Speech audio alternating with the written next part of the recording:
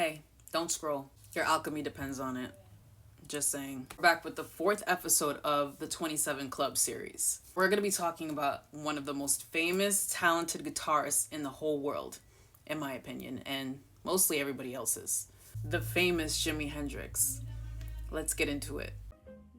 James Marshall Hendrix, originally Johnny Allen Hendrix, was born on November 27, 1942, in Seattle, Washington, to Al Hendrix and Lucille O. Jeter.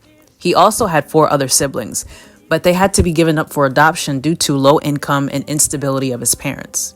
His father was drafted in the U.S. Army in World War II, and after coming back home, he had major difficulty finding work so he could provide for his family. The family was so impoverished to this circumstance. His parents were both struggling with alcoholism, where young Jimmy would witness brutal fights between them in his childhood home.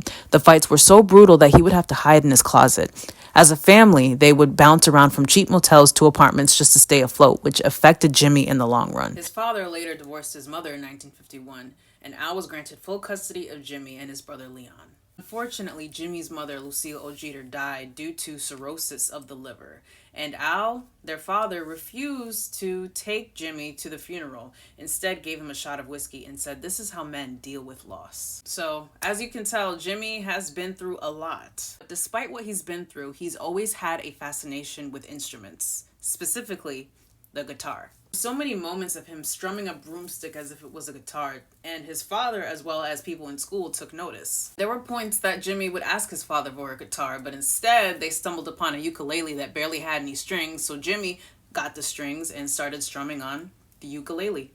At some point, he did stumble upon an acoustic guitar and basically learned from the greats such as B.B. King, Robert Johnson, and Muddy Waters.